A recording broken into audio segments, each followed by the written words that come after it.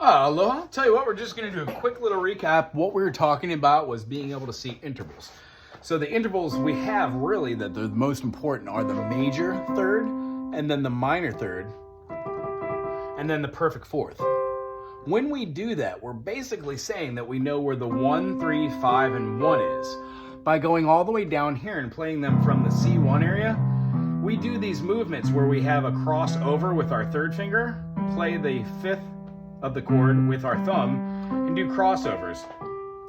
At a certain point, you do cross unders. You can do crossovers on this hand and cross unders on this hand.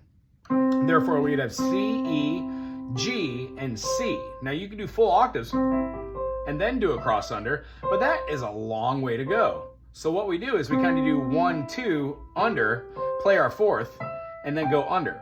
There are a multitude of ways to skip these, but you generally wouldn't do an under if you're going from one note to another that's a perfect fourth. You generally just do your cross unders for your thirds because they're quite literally just a note. And we get used to doing this cross under kind of feeling, right?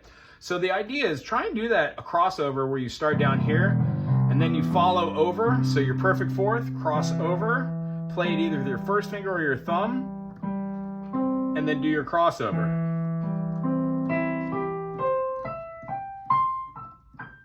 Go up as high as you want, but that's the kind of concept and idea. Another concept and idea we were going to think about was just to play a note and then maybe play a harmony.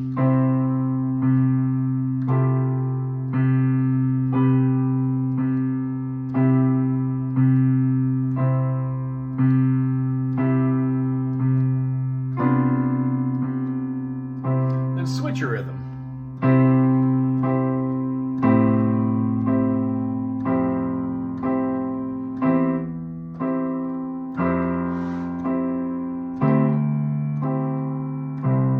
Then we do maybe full chords.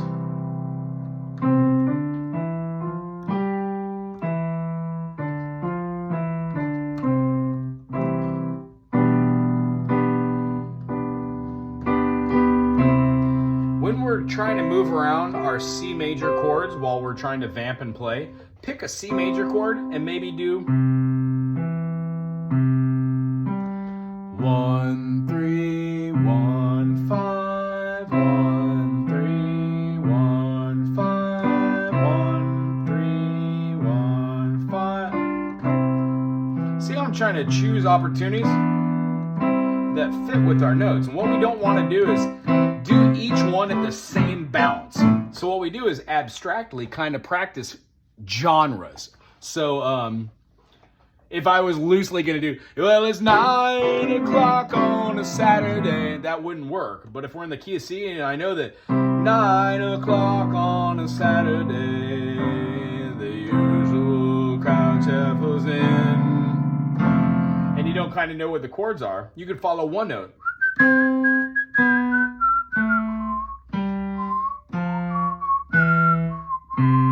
And when it moves,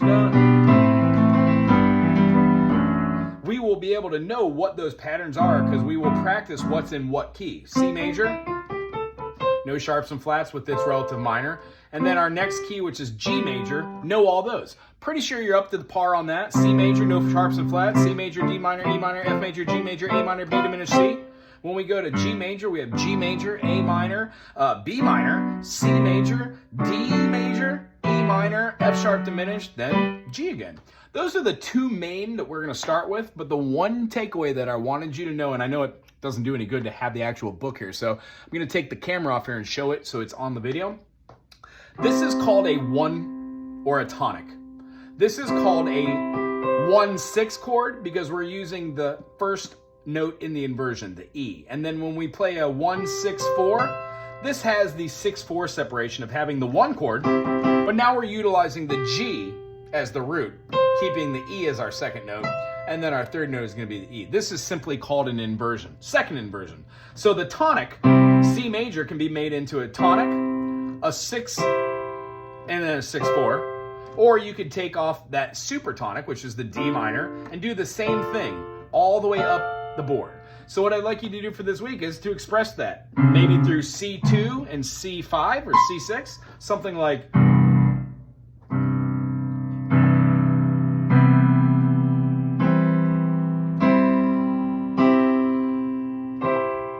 did the D minors,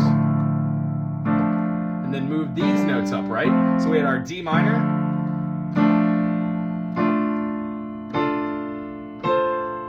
and then when you go through the process of seeing these, E minor,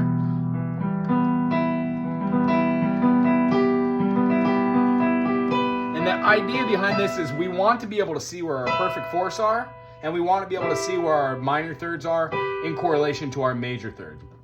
What you'll notice is it feels weird to notice major third, minor third, C major, minor third, major third, D minor, minor third, major third, E minor, major third, minor third, F major, major third, minor third, G, minor third, major third, A, minor third, B diminished, and then back to C.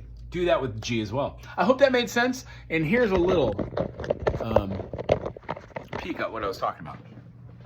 These are the one with the 6 and the 6/4. Each one of these does that in its position. The median, the third, as we got to E minor, will also have that. But notice how the 3 is a lowercase, the minor.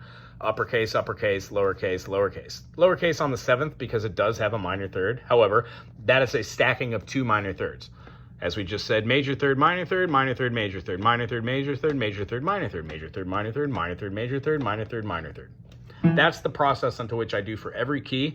And then I look at my fingers when I'm doing these on both hands. Right hand playing in the C3, and then, left hand in the C3, and then right hand on the C4. And that's exactly what those would show.